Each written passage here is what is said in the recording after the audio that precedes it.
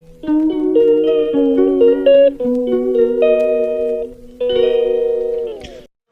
Guys, ఈరోజు date వచ్చేసి 21 ఇది ఫిబ్రవరి 2025. సో ఈరోజు జరిగిన విశేషాలు ఏంటంటే, సో విఆర్ఓ గారి నుంచి అయితే ఒక కాల్ అయితే వచ్చింది. సో ఎమ్మెల్సీ ఓట్ అయితే ప్రీవియస్ వీడియోలో చూపించే కదా, సో ఓట్ అయితే అప్లై చేశా కదా, అదైతే దాని రిసిప్ట్ అయితే వచ్చింది, దీన్ని తీసుకెళ్ళండి, 27 అయితే ఎలక్షన్ అయితే ఉందని అయితే చెప్పారు.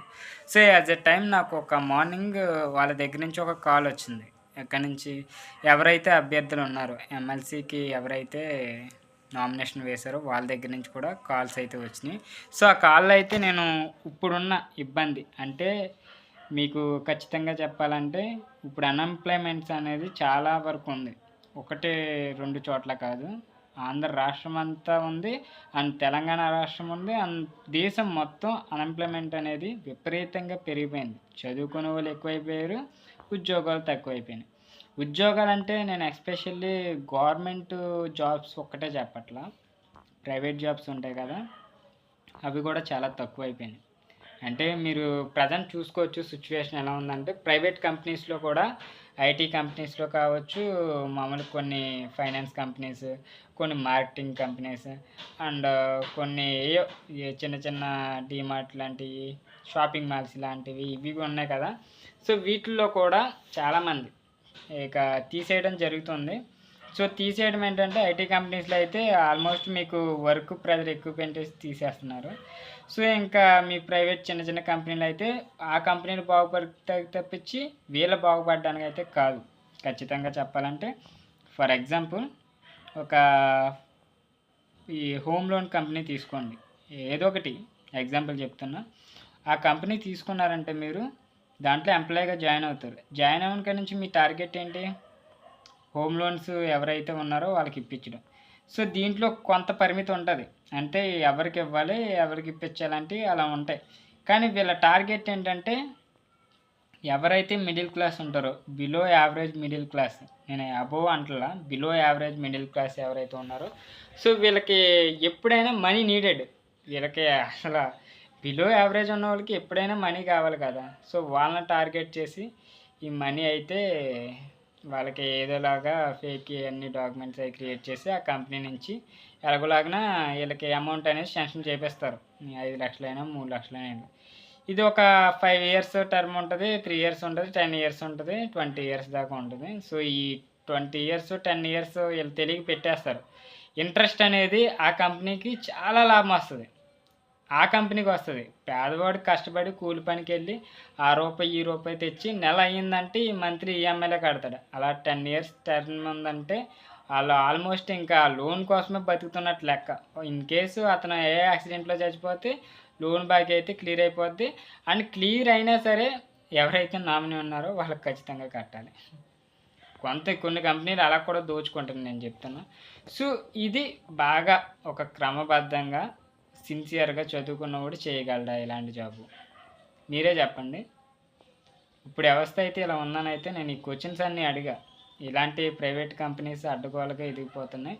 సో ఇవి బ్యాంకింగ్ను అభివృద్ధి చేయడానికే తప్పించి, అంటే ఆ బ్రోకర్ ప్రైవేట్ బ్యాంకులు అండి, గవర్నమెంటే కదా, గవర్నమెంటే వీళ్ళు శాంక్షన్ ఇస్తే అది వేరే విషయం పక్కన పెడితే.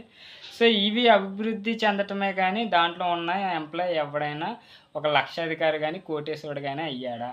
ఇప్పుడు వరకు చేస్తున్నాడు ఆ స్టూడెంట్, అవుతున్నాడా? లేదు. పేదవాళ్ళని మోసం చేసి ఆడ సాటిస్ఫాక్షన్ లేకుండా అర్ధాంతరంగా రోడ్ యాక్సిడెంట్లో చచ్చిపోతున్నారు. నేను చెప్పాలి, నేను అలాగా ఒక 5 చూసా. సో అవి కుదిరితే నేను స్క్రీన్ షాట్లు కూడా పెడతా, కాకపోతే దొరకవు. నా దగ్గర అయితే 1-2 ఉండేవి. సో అవి 5 మెంబర్స్ అయితే చనిపోయారు. లోన్లు ఇచ్చేవాళ్ళు ఉంటారు కదా, కొన్ని కంపెనీస్ ఉన్నాయండి, ఆ పేర్లు ఎందుకులే కానీ. సో ఆ కంపెనీ పేర్లు అయితే నేను రివీల్ చేయను. సో హోమ్ లోన్స్ కంపెనీస్ అవి ప్రత్యేకించి టార్గెటెడ్ బేస్డ్ కంపెనీస్ అవి. సో వీళ్ళకి ఏమన్నా న్యాయం చేయగలరా? నేను అన్నది ఇదే. ఇప్పుడు అంతా అన్ఎంప్లాయ్మెంట్ ఉంది కదా, వీళ్ళకి 10th చదివినా ఇంటర్ చదివినా ఎటువంటి స్కిల్ లేకుండా వాళ్ళ చదువు మాత్రమే చదివేస్తున్నారు, బుక్స్ తీస్తున్నాడు, చదువుతున్నాడు, అయిపోయింది, అంతవరకే చేస్తున్నారు. ఖచ్చితంగా వీళ్ళకి జాబ్ అనేది ఇప్పించగలరా? నేనైతే ఓటేస్తాను. నా ఫ్రెండ్స్ కూడా ఉన్నారు, దాదాపు ఒక 40-50 మంది 100 మంది దాకా నాకు తెలిసిన వాళ్ళు క్లాస్మేట్స్ అంతా గ్రాడ్యుయేట్స్ ఉన్నారు. బీటెక్ ఏంటి, డిగ్రీ ఏంటి, ఇలాగా యూజీ పీజీ చదివిన వాళ్ళు అందరూ ఉన్నారని అయితే నేను చెప్తే ఆవిడ కూడా నేను చెప్పినవన్నీ నోట్ చేసుకొని ఇవి మా అధికారులకు కానీ సంథింగ్ ఇప్పుడు ఎవరైతే ఉన్నారో పరిపాలిస్తున్నారో వాళ్ళకి మేము అప్డేట్స్ అయితే అందిస్తాం. ఈ ప్రాబ్లమ్స్ అన్నీ సొల్యూషన్ చేసేలాగానైతే చేస్తామని అయితే చెప్పారు. ఈ ఎమ్మెల్సీ అనేది ఓన్లీ టీచర్స్కి అండ్ గ్రాడ్యుయేట్స్ ఎవరైతే ఉన్నారో వాళ్ళైతే వేయడానికి అర్హులు. ఖచ్చితంగా ఇది ఏంటంటే చీటికి మాటికి వచ్చేదే కాదు. ఇప్పుడు మీకు శాసన మండలిలో అసెంబ్లీలో కొంతమంది ఎమ్మెల్యేలు వీళ్ళంతా కూర్చొని వాదించుకుంటారు. వీటిలో గ్రాడ్యుయేట్స్ అనేవాళ్ళు ఉండాలి. ఎమ్మెల్సీ వీళ్ళు ఏంటంటే ఏదైనా బిల్లు ఆమోదించబడినప్పుడు తిరస్కరించడానికైనా వీటికైనా వాళ్ళు అడగడానికి, అంటే చదువుకున్న వాళ్ళు కదా, కొంచెం తెలిసి ఉంటుంది కదా ప్రతిదీ. వాళ్ళు బిల్లు జనరేట్ చేయడం కానీ కొత్త బిల్లు ప్రవేశపెట్టడం కానీ వీళ్ళకి ఉంటుంది. వీళ్ళకి తెలుసు కాబట్టి ఈ బిల్లుని హోల్డ్ చేయడానికి ఉంటుంది. వీళ్ళు తప్పుడు బిల్లు ప్రవేశపెట్టినప్పుడు ఎమ్మెల్సీ అనే వ్యక్తి హోల్డ్ చేయడానికి ఉంటుంది. అవి పట్టణవాసులు కావచ్చు, గ్రామం, ఈ జెడ్పీసీసీ వీళ్ళు ఉంటాయి కదా, మీకు ఆల్మోస్ట్ తెలుసు కదా, పంచాయతీ ఎన్నికలని, పంచాయతీరాజ్, ఎంపీటీసీ, జెడ్పీటీసీ ఇలాంటి వాళ్ళు కూడా వేయడానికి అర్హులే ఓటు అనేది. ఇది 27 అయితే మనకి ఇక్కడ అయితే జరుగుతుంది. నాదైతే నాకు ఒక లొకేషన్ అయితే ఇచ్చారు. సో అది తీసుకోవడానికి ఈరోజు అయితే వెళ్ళా. సో ఈ ప్రశ్నలన్నీ అడిగా. ఇప్పుడు చదువుకున్న వాళ్ళు ఎక్కువైపోయారు కదా, వీళ్ళకి ఏదన్నా న్యాయం జరిగేలాగా చూడండి. మెయిన్ చదువు కాదు, ఏ వ్యక్తికైనా ఒక స్కిల్ అనేది. ఇప్పుడు మన లొకేషన్లోనే చాలామంది ఉన్నారు బలిసిన వాళ్ళు. ఎకరాలు పనులు ఉంటాయి, పొలాలు ఉంటాయి, ఇవి ఉంటాయి. మా అంటే గోవింద అయిపోయినాయి అనుకోండి. సో ఆ పొలాలు అవి ఉన్న వాళ్ళు అమెరికా వెళ్ళి చదువుకుంటున్నారు, అంతా ఓకే, అక్కడే సెటిల్ అయ్యి జాబ్ చేసుకుంటున్నారు. సో వీళ్ళకి కంపెనీ పెట్టే టాలెంట్ ఉండదా? అంటే అక్కడ కూలి పని చేసుకోవడానికే పరాయి దేశాల్లో మన వాళ్ళు పనికి వస్తారా? వాళ్ళు ప్రత్యేకించి ఇక్కడ ఒక కంపెనీ పెట్టి అదే ఎంప్లాయ్మెంటు ఇక్కడున్న ఇండియన్స్కి ఇవ్వలేరా? అప్పుడు డెవలప్ అయ్యేది మన స్టేటును, మన కంట్రీ కదా, పక్క కంట్రీ కాదు కదా డెవలప్ అయ్యేది. ఇలాగా మనకంటూ ఒక నాలెడ్జ్ అంటూ ఉన్నప్పుడు మన స్టేట్లోనే డెవలప్ చేసుకోవచ్చు కదా, మన కంట్రీని డెవలప్ చేయొచ్చు కదా. ఎందుకు సత్యనాథల్లని మనం గొప్పలు చెప్పుకోవడానికి వాళ్ళు ఎందుకు పనికిరారు? వాళ్ళ దగ్గరికి వెళ్ళి కాళ్ళు అట్టుకొని బేరాలు అడుక్కుంటాం. రే బాబు మా దగ్గర ల్యాండ్ ఎత్తాను నీకు కొంచెం, ఆ ల్యాండ్లో నువ్వు ఏదైనా కంపెనీ పెట్టుకో. అది కూడా ఈ బోకరాశాలు ఎలా ఉంటాయి తెలుసా? ఆ పేర్లు కూడా వీళ్ళ బినామీ పేర్లతోనే ఎట్టేసి ఈ ల్యాండ్ వాళ్ళకే సేల్ చేస్తారు. అంత దౌర్భాగ్య స్థితిలో మన ఇండియన్ పాలిటిక్స్ ఉంటాయి. మరీ వరస్ట్ పాలిటిక్స్ నిజం చెప్పాలంటే. సో ఎలాగైనా ఎన్నుకోవాలి కాబట్టి ఒక నిజాయితీ పరుడు ఎవరైతే ఎమ్మెల్యే అభ్యర్థి ఎమ్మెల్సీ అభ్యర్థి ఉన్నారో వాళ్ళని నిజాయితీగా మేము న్యాయం చేయాలి, ప్రజలకి అట్టడుగున ప్రజలకి న్యాయం చేకూరేలా చేయాలి, బీద రకంలో బతకూడదు, ప్రతి ఒక్కరూ ప్రశ్నించే విధంగా వాళ్ళ యొక్క సొంత స్వలాభం లేకుండా వాళ్ళ యొక్క తెలివితేటలు అభివృద్ధి చెందే విధంగా వీళ్ళని కూడా ముందుకి తోడ్పడేలాగా చెయ్యాలి అనే భావనతోనే మీరైతే నిలబడండి. ఎవరైనా సరే, ఏ ఎమ్మెల్సీ అభ్యర్థి అయినా, ఏ ఎమ్మెల్యే అభ్యర్థి అయినా, ఏ జడ్పీటీసీ, ఎంపీటీసీ, ఏ ఆఖరికి వార్డు మెంబర్ అయినా మీ ఉన్న ఏరియాకి మేము మంచి చేస్తామనే నాయకుడే ఉద్భవించాలి, వాడే రావాలి. అంతే తప్పించి ఎవడ పడితే వాడు వచ్చేసి దోచి తినేసి అప్పుల్లో పడేసి ప్రజలను కూడా ఇబ్బంది పెట్టేసి ఆ వ్యవస్థ మనకు ఎప్పుడు వద్దు, అసలు రాకూడదు. అలా వచ్చిందంటే ఈరోజు నీ పక్కింటోడు ఏడిస్తే రేపు అదే ఏడుపు నీకు కూడా వచ్చేది ఖచ్చితంగా. సో అలాగే ఎప్పుడు ఉండకండి. సో ఎలాగైనా ఓటు వచ్చింది కాబట్టి దాన్ని వినియోగించుకోవాలి ఖచ్చితంగా. సో అది నేనైతే వినియోగించుకుంటా. ఈ 27 అయితే ఖచ్చితంగా వెళ్తా. సో నేను ఇదే చెప్తున్నా, అన్ఎంప్లాయ్మెంట్ అనేది ఇంక్రీజ్ అవుతుందే తప్పించి డిక్రీజ్ అయితే అవ్వట్లా. ప్రతి ఒక్కడు చదువుకుంటున్నాడు, వాడి యొక్క తెలివితేటలతో వాడు బతుకుతూ ఉంటున్నాడు. కానీ స్కిల్ అనేది నేర్పిస్తే వాడు అత్యధికంగా ఇంట్లో కొంచెం అటు ఇటు సాయం అయితే ఉంటాడు. సో చాలామంది టాపీ పనులని, పెయింటింగ్ పనులని అండ్ రోడ్ల మీద ఏ పనులు అయితే చేసుకున్నారు చదువుకొని కూడా. ఒకవేళ సిగ్గిడిచి ఆ పనులకి వెళ్దామన్నా ఎరా చదువుకున్నావు కదా, ఎంత చదువుకొని ఇలాంటి పనులు ఏంటని వాళ్ళకి ఇలా చెప్తూ ఉంటున్నారు.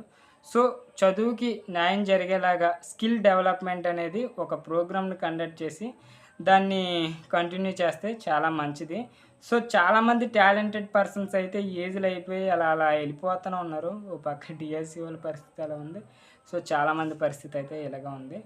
సో దయచేసి ఎవరైతే చదువుకొని స్టడీస్ ఉన్నారో ఏజ్లో కాదు 30-35 అలా కాదు, మొత్తం స్కిల్ అనేది వాళ్ళకి ఏదైనా నేర్పించి ఒక ఉద్యోగం మీరే కల్పించే విధంగా అయితే చేకూరాలని అయితే నేను ఈ వీడియో అయితే చేస్తున్నా. సో ఎమ్మెల్సీ ఓటు ఎవరికైతే వచ్చిందో వాళ్ళు తప్పనిసరిగా ఓటుని అయితే వినియోగించుకోండి, వృధా చేయకండి, బద్దకిచ్చి ఓటు వేయడం మానేయకండి. సో ఖచ్చితంగా మీరైతే ఓటుని వినియోగించుకోండి. మీకు ఏ డేటు 27 అందరికీ 27 8 AM to 4 PM వరకు ఉంది. ఈ లోపు మీరు జాగ్రత్తగా మీ యొక్క వినతలు ఇవ్వండి. మీ ఎమ్మెల్సీ అభ్యర్థి ఎవరన్నా వాళ్ళకి వినతలు ఇవ్వండి. ఇలా ప్రాబ్లమ్స్ ఉన్నాయి, ఇవి మాకు డబ్బు అనేది ఏమీ వద్దు, మీరు క్లియర్ చేయండి అనేది క్లియర్ స్టేట్మెంట్ వాళ్ళకి ఇచ్చేయండి. భయపడకండి, వాళ్ళు మీలా మనుషులే, వాళ్ళకే ముక్కు కళ్ళు చెవులు ఉంటాయి. ప్రశ్నించే హక్కు అందరికీ ఉంటుంది, అడిగే హక్కు అందరికీ ఉంటుంది. కానీ ఇదంతా మనలోనే మార్పు రావాలి. ఫస్ట్ మనమే అడగాలి. సో మనం అడిగితేనే వాళ్ళు చేయగలరు. సో ఇంకో గుడ్ న్యూస్ ఏంటంటే తాడేపల్లి గూడెం మనం ఎప్పుడు తిట్టుకునే రోడ్డు కూడా ఇప్పుడైతే అక్కడక్కడ ప్యాచ్ వర్క్ అయితే చేశారు. అండ్ మేము వెళ్ళే ఊరు ఉన్నది చూసారా, ఒకసారి మీకు వీడియో పెట్టా కదా, అటు సైడ్ కూడా అక్కడక్కడ ప్యాచ్ వర్క్ అయితే చేశారు. కొద్దిగా బెటరు, అంతా ఎక్కువ అని కాదు.